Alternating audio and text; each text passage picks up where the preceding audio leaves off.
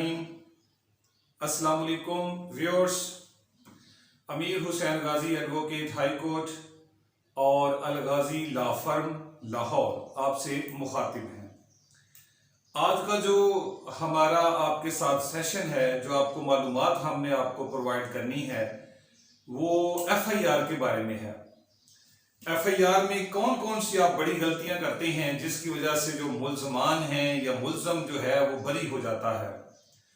आज का हमारा लेक्चर अपने तमाम व्यूअर्स के लिए है, अपने तमाम स्टूडेंट्स के लिए है, वकला के लिए है और जनरल पब्लिक के लिए है। आप बहुत ज़्यादा गलतियां करते हैं जिसकी वजह से मुल्ज़मान जो हैं वो बरी हो जाते हैं। ये चीज़ हमने अपनी day to day practice course के अंदर फील की है और मैंने अपने जो वहाँ पे जो चीज़ें महसूस की हैं वो मैंने चाहा कि अपने व्यूअर्स तक पहुँचाएँ ताकि उनको पता हो कि वो क्या गलतियां करते हैं और उनको इन गलतियों को ठीक करना चाहिए। FIR जो है बेसिकली सेक्शन 154 CRPC ज़ाब्ता फौजदारी की दफा 154 के तहत दर्ज होती है और इसको दर्ज करवाने के लिए, इसको लिखने के लिए हमें बड़ी एहतियात की जरूरत होती है। बहुत सारी गलतियां हैं जो आपको हमने बतानी है। चूंकि FIR जो है वो एक बेसिक डॉक्यूमेंट्स है किसी को कन्विक्ट करने के लिए और किसी को एक्विट करने के लिए, यानी किसी को सजा दिलवाने के लिए और किसी को बरी करने के लिए। FIR जो आप करवाते हैं ये बेसिकली एक इंफॉर्मेशन है regarding the commission of the offence कि जुर्म हुआ है। It sets the law enforcement agencies to collect evidence. FIR ही है जिसकी बुनियाद के ऊपर जो लॉ एनफोर्समेंट एजेंसीज हैं वो एविडेंस को कलेक्ट करती हैं। ये एक बेस है जो आपके ट्रायल की वजह बनती है। ठीक है, ये एक बेस है जो कि किसी तफ्तीश की वजह बनती है। इसकी बड़ी अहमियत है। इसको हमने जो है एक पीस ऑफ एविडेंस कंसिडर करते हैं। अब इसमें अपने टॉपिक की तरफ जब हम आते हैं तो इसमें गलतियां हमारी क्या क्या होती हैं। सबसे बड़ी जो गलती है हम देख रहे हैं वो होता है कि हमने अपनी FIR को जो है वो लिखवाना किससे होता है। ये बड़ा अहम सवाल है हमारे लिए। सवाल ये आप ये समझते होंगे कि ये बात बड़ी आम है, लेकिन ये इंतहाई अहम है कि हमने अपनी FIR को लिखवाना किससे होता है, वो दरखास्त हमने किससे लिखवानी होती है। तो फौरी तौर पर आप जो जब दरखास्त लिखवाने जाते हैं तो 3 चीजें आपके साथ फौरी आपके जहन में आती हैं। एक जहन में आता है कि भाई किसी भी बंदे से दरखास्त लिखवा ले जो समझदार है, जो पढ़ा लिखा है, या आपके जहन में आता है कि किसी वकील से राब्ता किया जाए जो कि दरखास्त लिख सके। अगर कुछ भी ना हो तो फिर होता है कि भाई थाने चलते हैं और जो थाने का मुंशी है, क्लर्क है या कोई भी थाने का कंसर्न ऑफिसर है उससे लिखवा लेते हैं। तो चुनाव आपने जो है वो इन तीनों में से आपने एक लर्ड वकील का चुनाव करना है। उस वकील का चुनाव करना है जो क्रिमिनल की प्रैक्टिस को अच्छे तरीके से जानता है। वकला की भी काइंड बड़ी होती हैं, कुछ एवं ही होती है ना, एवं बस अल्लाह के सुपुर्द है। तो आपने उस वकील से राब्ता करना है फिट फॉर जो उस क्रिमिनल लॉ की प्रैक्टिस को जानता है, उसे FIR के तमाम इंग्रेडिएंट्स का पता होता है। आप चंद रुपए जो हैं वो बचाने की खातिर आप अपनी FIR का बेड़ा गर्क कर लेते हैं। वो FIR जो आपकी जाने जिसने महफूज करनी है, वो FIR जिसने आपकी पैसे महफूज करने हैं, जिसने आपकी प्रॉपर्टीज को महफूज करना है, जिसने आपके इंटरेस्ट को महफूज करना होता है, वो आप जनाब चंद रुपए बचाने के लिए जो है, हालांकि पूरी दुनिया के अंदर ये असूल है कि ये चीजें लिखवाने के लिए लोग वकला से राब्ता करते हैं और उनको एक मुनासिब फीस जो है वो पे करते हैं, लेकिन अनफॉर्चुनेटली इस मुल्क में नहीं है। यही वजह है कि जो FIR लिखी होती हैं जनाब 20-20 सफ़ों के ऊपर, 20-20 सफ़ों जो है वो मुबालगा रही है, मतलब लंबी लंबी जो है वो स्टोरियां लिखी होती हैं, पता नहीं होता कि इसके अंदर लिखना क्या है। एक तो ये बात याद रख ले। दूसरी जो अहम तरीन बात है, पहली तो आपने यह कि लिखवाना जो है वो उसी बंदे से है जो कि इसको जानता है, क्रिमिनल का अच्छा वकील। ठीक है जी। चूंकि देखें, जब भी आप एफआईआर लिखवाते हैं किसी से तो उसने कुछ बातों का ख्याल रखना होता है फौरी तौर पे।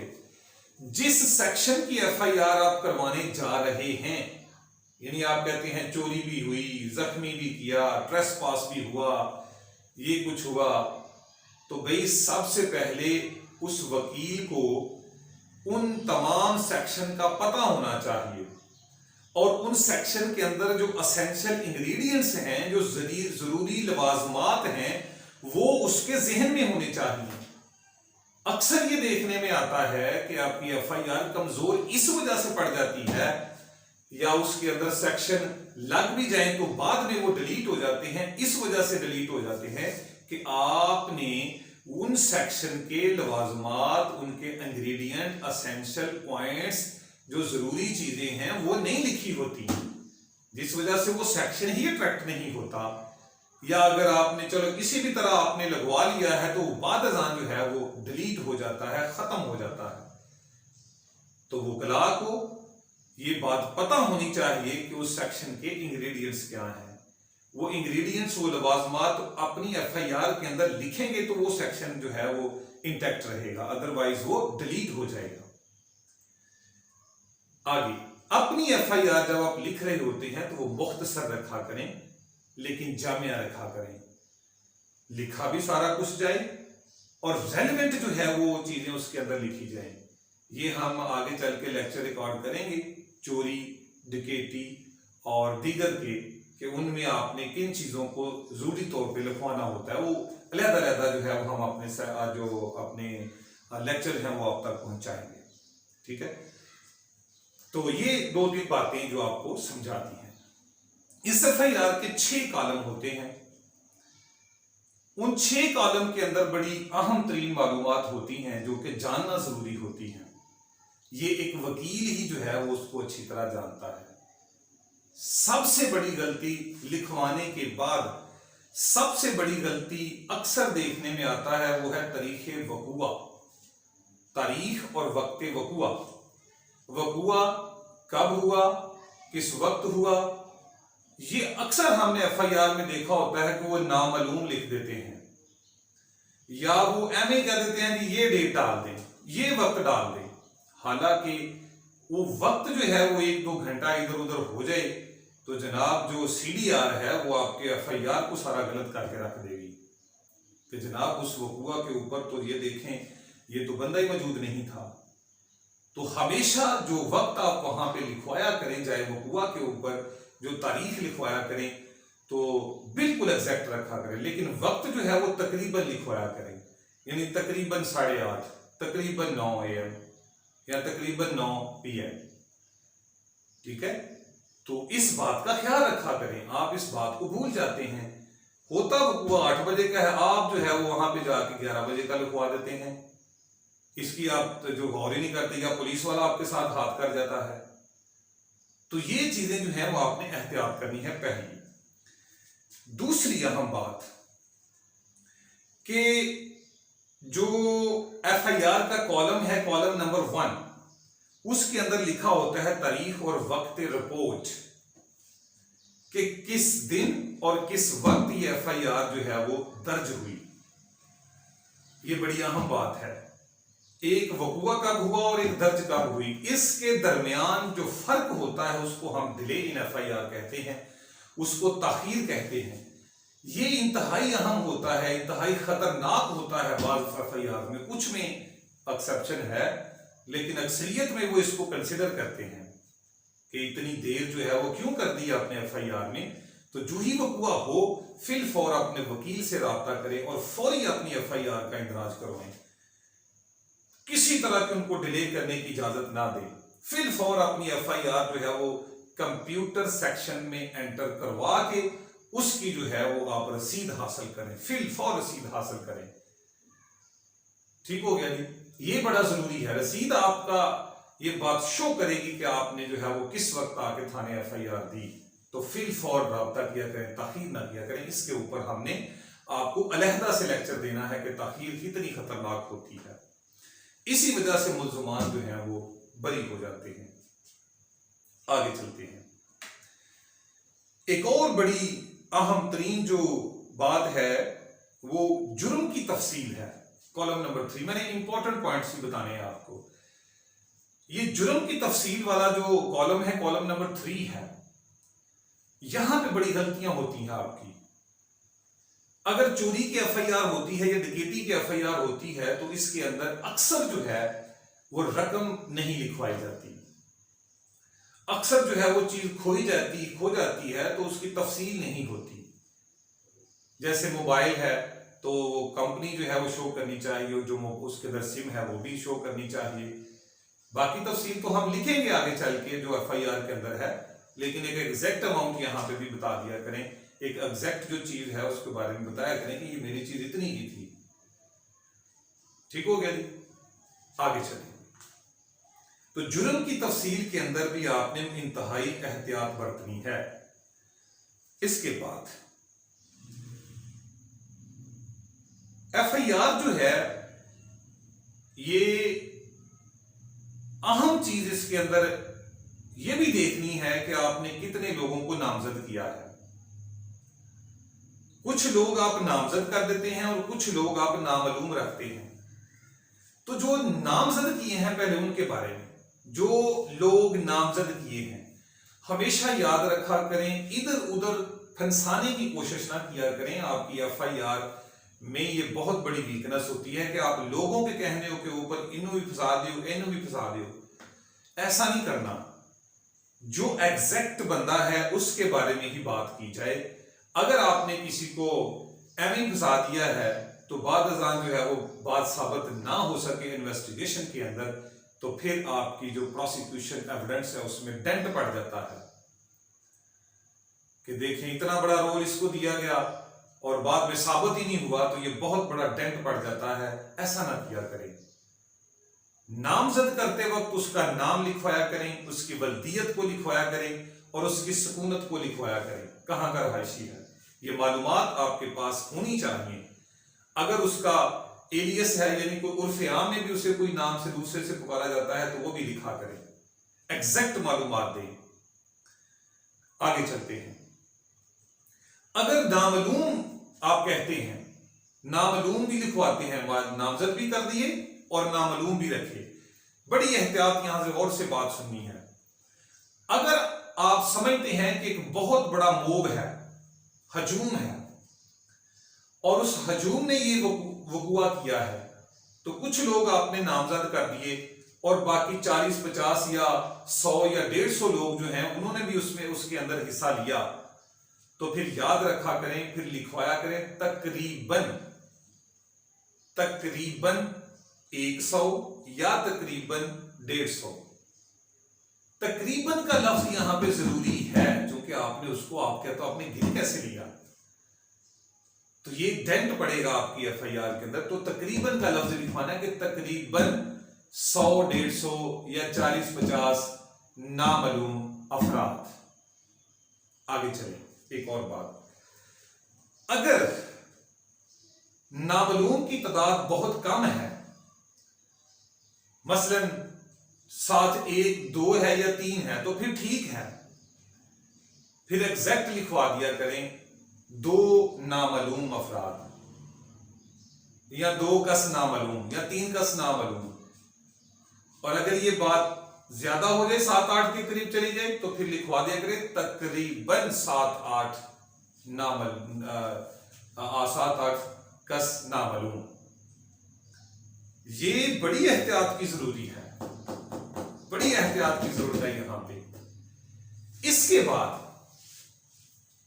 नामालूम का अगर नामालूम रखा हुआ है तो फिर उनके हुलिया जात भी लिखवाया करें। ये कोई नहीं सोचता इस बारे में। नामजद जो होते हैं तो वो तो ठीक है जी, वो तो पता होता है शक्लें उनकी। हुलिया जात भी नामालूम के लिखवाया करें। उस हुलिये में क्या है, उसकी उम्र कितनी थी, तकरीबन कितना, तकरीबन का लफ्ज यहां पे भी चलेगा, उसका कद कितना था, उसका लिबास कितना था, उसकी फिजिकल अपीयरेंस कैसी थी, थी, मोटा था, पतला था, जिस्मानी क्या थी, ओके जी। उसके हाथ में कोई वेपन था या नहीं था, उसका रोल क्या था उस नामालूम फर्द का, उसका किरदार क्या अदा किया उसने वकूए में, ये चीजें लिखवाना इंतहाई जरूरी है। आप इनके ऊपर फोकस करवाया करें, ये वकला को कह रहा हूं कि फोकस किया करें, और जो जनरल पब्लिक है उनको कह रहा हूं कि ये बात जहन में रखें। अगर वकील के जहन में नहीं आ रहा तो आप उनको बताएं। आगे चलते हैं। फिर ये तो हमने बात कर दी नामजदगी की और गैर नामजदगी की। फिर मुल्जमान के किरदार, एफआईआर के अंदर role of the accused, attribution of the role plays a vital role. आप मुल्जमान के नाम तो लिख देते हैं, लेकिन ये नहीं लिखते कि किस मुल्जम ने क्या किया, किस मुल्जम के हाथ में क्या था। ये एट्रीब्यूशन इंतहाई अहम तरीन है। जिस तरह नामजदगी है, इस तरह किरदार या उसका रोल बड़ा अहम है। ये रोल आपने लिखना है, ये किरदार आपने लिखना है उसका, कि इसके हाथ में पिस्टल था, इसने फायर मारा और फायर यहां पे लगा, ठीक है जी। या ये चोरी करने आया, इसने सेफ अलमारी को जो है वो इधर उधर किया, सर्च किया, देखा, लूटा, पैसे इसने निकाले, इसने ये किया, इसने ये किया। किरदार पूरे का पूरा टारगेट पे होना चाहिए। ये जरूरी है, इंतहाई जरूरी है। सिर्फ ये लिख देना कि इसने फायर मारा है, फायर मारा, लगा कहां पे, किसको लगा, इंतहाई जरूरी है ये चीज, लिखवाया करें। अगली जो है वो अहम मालूमात, ये वैसे हम अपना एक और लेक्चर भी आपको रिकॉर्ड करेंगे, जिसमें हम कत्ल, हर्ट, रॉबरी, डिकेटी और थेफ्ट, इनके बारे में अलग-अलग से बताएंगे कि इनकी एफआईआर में अंदर क्या लिखवाना है। अगर देखें, ज़रबात की बात हो रही है, किसी को कत्ल किया है या किसी को हर्ट किया है, तो वो ज़रबात लिखा करें कि ज़रब कहां कहां पे आई, ठीक है जी, तफसील लिखा करें। ऐसा होता है बात बात कि मेडिकल जो है वो 4 इंजरी की बात करता है, एफआईआर में आप 6 लिखवा देते हैं, या एफआईआर में 4 होती हैं, मेडिकल में वो 6 आ रही होती हैं। That is the big contradiction. ये इतनी बड़ी कंट्राडिक्शन है कि आपसे संभालना मुश्किल हो जाएगा। इसी वजह से मुल्जमान जो है वो बरी होते हैं। तो जो चीज आपकी एफआईआर के अंदर है वो इन्वेस्टिगेशन में भी आनी चाहिए, वो मेडिकल में भी आनी चाहिए। ओके जी, एहतियात किया करें, देख लिया करें बॉडी को कि उसके ऊपर कितने निशान हैं, कहां कहां पे हैं, एग्जैक्ट बात किया करें कि यहां यहां पे है। इसके बाद वक्त जो है वो इंतहाई अहम होता है कि किस वक्त ये वक़ुआ हुआ। वक्त को याद रख ले किस तरह आपने लिखवाना है। अगर सुबह सुबह ये काम डाल गया है तो लफ्ज अलल सुबह लिखा करें।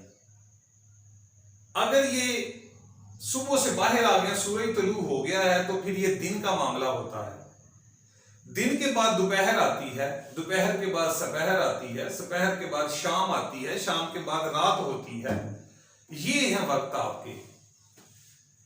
तो टाइम देख लिया करें, टाइम बड़ा इंपॉर्टेंट है। मसलन आप लिखें तकरीबन दिन 10 बजे, तकरीबन 6:30 बजे शाम। तकरीबन का लफ्ज भी यहां से लिखना है, एग्जैक्ट लफ्ज यहां पे एग्जैक्ट टाइमिंग नहीं लिखनी, तकरीबन लिखा करें। ये मैंने आपको बता दिया वक्त क्या है सारे का सारा। ऐसे अपनी एफआईआर को खूबसूरत बनाया करें। इसके बाद वक्त लिख लिया, प्लेस ऑफ इंसिडेंट, जाए वकुआ, जहां पे ये वकुआ हुआ है ये भी आपने बताना है, जहां पे ये वकुआ हुआ है। कहां पे वकुआ हुआ है, वो मुकाम, वो गली, वो घर जिसके करीब, या वो जमीन कहीं पे जहां पे वो वकुआ हुआ है। एग्जैक्ट लोकेशन, यहां पे तकरीबन वाला मामला नहीं है, यहां पे बताएं एग्जैक्ट लोकेशन के जहां पे आपकी लड़ाई हुई है। और अगर लड़ाई एक मुकाम से दूसरे मुकाम पे हुई है तो तफसील दें कि यहां पे लड़ाई हुई, ये हुआ, आगे चले गए, ये लड़ाई हुई, ये हुआ। ठीक है जी। तो ये एग्जैक्ट लोकेशन जो है आपने जगह की देनी है। वजह कि ये चीज जो है अगर आप नहीं देंगे कि ये फला मुकाम पे हुई, तो ये सीडीआर साबित कर देगी कि ये आप जिसका नाम ले रहे हैं वो उसी वक्त वहां पे मौजूद था। ठीक है जी। उसकी मौजूदगी जो है वो सीडीआर से होगी। तो एग्जैक्ट लोकेशन दिया करें कि ये कहां पे वक़ुआ हुआ है हमारा। ओके, आगे गवाहान, जरूर गवाहान को शामिल किया करें कि इस गवाह की मौजूदगी में कम से कम 2 तो जरूर रखा करें। गवाहान बड़ी किस्मों के होते हैं, खौल के इकट्ठे करने के होते हैं, वक़ुआ देखने के होते हैं। अदद ये गवाहों की किस्में हैं बहुत ज्यादा, लेकिन जो है वो चश्मदीद गवाह होने चाहिए, बहुत जरूरी है। इसको जो है वो अनसीन अकरस ना बनाया करें, वो गवाह दिया करें उसके अंदर। अगर गवाह नहीं है तो फिर जो है वो मामला अदर देन एविडेंसेस के ऊपर चला जाता है। फिर उसकी कोरॉबोरेशन बड़ी जरूरी होती है। फिर वकीलों के पसीने निकल आते हैं इस बात के ऊपर, इसको साबित करने के लिए। तो गवाह जो है जरूर दिया करें। तो गवाह देते वक्त ये देखा करें कि वो गवाह उस जगह पे मौजूद था या नहीं था। आप क्या करते हैं, अन्य वाय गवाह दे देते हैं जो उस वक्त जो है वो 10 किलोमीटर दूर था, सीडीआर में आ गया था, 10 किलोमीटर दूर था वहां से। इसने क्या देखा है, सारे का सारा बेड़ा गर्क हो गया, आपकी एफआईआर का डेंट पड़ गया, आपकी इन्वेस्टिगेशन में फायदा हो गया मुल्जिम को। और ला कहता है कि माइनर जो उसको डाउट है प्रोसिक्यूशन स्टोरी के अंदर, ये फेवर करता है मुल्जिम को। मुल्जिम तो ऑलरेडी इंजॉय करता है हमारे क्रिमिनल लॉ के अंदर। ठीक है, तो ये नहीं करना। जो है लिखें, जो वहां पे है लिखें उसके बारे में। आगे चलें। रोशनी, लाइट, सोर्स ऑफ आइडेंटिफिकेशन। जैसे मैंने पीछे जाके नहीं कहा था कि अगर एक नामालूम का आप नामालूम फर्द को शामिल करते हैं, या जैसे चोरी डकैती नामालूम मकाम पे होती है, तो आप हुलिया जात लिखवाते हैं, तो वहां पे रोशनी को अगर आपने नहीं ना लिखवाया, लाइट का नहीं दिया, तो फिर ये सवाल होगा कि आपने कैसे उसको देख लिया कि इसकी शक्ल ऐसी थी, इसकी उम्र ऐसी थी, इसका लिबास ऐसा था। तो यहां पे एहतियात किया करें। कब रोशनी का एहतियात, गौर से सुन लें कहां पे रोशनी का एहतियात करना है। नामालूम एफआईआर, रात का वक़ुआ, चूंकि रात का टाइम है ना, दिन को तो अल्लाह ताला ने रोशनी दी हुई है, दिन को तो नहीं लिखवाएंगे कि रोशनी की जनाब हुई है। चोरी, थेफ्ट, रॉबरी, डकैती, हाउस ब्रेकिंग बाय नाइट, ये वो या कोई भी वक़ुआ जो रात को हुआ है या वो झगड़ा रात को हुआ है, वहां पे जरूर रोशनी का जिक्र किया करें। अगर आपने रोशनी का जिक्र नहीं ना किया और कहा कि इसने फारिस को मारा, इसने ये किया, इसने ये किया, मैंने इसे पहचान लिया, ये ऐसा था, ये ऐसा था, सब झूठ के ऊपर चला जाएगा, मुल्ज़म बरी हो सकता है। एहतियात एहतियात एहतियात। इसके बाद चले। अब वो जो रोशनी का जरिया था ना, वो बल्ब जो ट्यूबलाइट वहां पे यूज हुई थी, उसको रिकवर भी करवाया करें आईओ से। आईओ से उसे कहें कि रिकवर भी करे और रिकॉर्ड का हिस्सा बनाए। अगर उसने रिकवर नहीं किया, रिकॉर्ड का हिस्सा नहीं बनाया, जो बल्ब पेश नहीं किया, तो वो बस गए, आप ऐसे ही समझा जाएगा कि ये झूठ बोला जा रहा है। बहुत बड़ा डेंट है रोशनी। Knowledge is power and the knowledge is the light. इल्म रोशनी है, इल्म ताकत है। तो इल्म वही पढ़ा जाए जो आपको ये मालूमात दे सारी। आगे चलते हैं। वजह इनात, ठीक है जी। The motive behind the occurrence, वजह अनाद, the motive behind the occurrence. ये जो वक़ुआ हुआ है, इसके बिहाइंड मोटिव क्या है, उसका इरादा क्या है, क्यों किया उसने ये सारा कुछ है। क्यों जो है उसने किसी को जख्मी कर दिया, लड़ाई ले ली, क्यों उसने उसको डकैती की, उसके साथ चोरी की, वजह अनाद बताएं, मोटिव बताएं, मोटिव लिखें कि कोई पुरानी दुश्मनी है, कोई पॉलिटिकल कंसिडरेशन है, या कोई और मामला, गैरत का मामला है, क्या था। वजह इनाद जरूर लिखवाया करें, आपकी मेहरबानी है, जरूर लिखा करें। ये इंतहाई अहम तरीन जो बातें हमने आपको लिखवाई हैं, बताई हैं, ये बड़ी जरूरी है। फिर एक बात याद रखा करें, जब आप किसी को अबैटर में रखते हैं ना, अबैटर कहते हैं, अबैटमेंट में रखते हैं, तो फिर बताया भी करें कि अबैटमेंट कैसे हुई, क्यों हुई, कैसे इसने जो है वो इंस्टिगेट किया, कैसे ये साजबाज हुआ। 109 के इंग्रेडिएंट पूरे किया करें, याद रखें। तो और ये थी सारी मालूमात। अदर देन भी जो है हम आपको अगले लेक्चर्स में बताएंगे, जब हम एक एक के बारे में बात करेंगे। जैसे हम चोरी, डकैती, रॉबरी, आगे क्रिमिनल ब्रीच ऑफ ट्रस्ट, कत्ल वगैरह करेंगे, तो आपको बहुत जबरदस्त मालूमात देंगे के हवाले से। अलगाजी लॉ अकेडमी और अलगाजी लॉ फर्म एंड एसोसिएट्स हमारी पूरे मुल्क के अंदर है, आप हमारी सर्विसेज ले सकते हैं।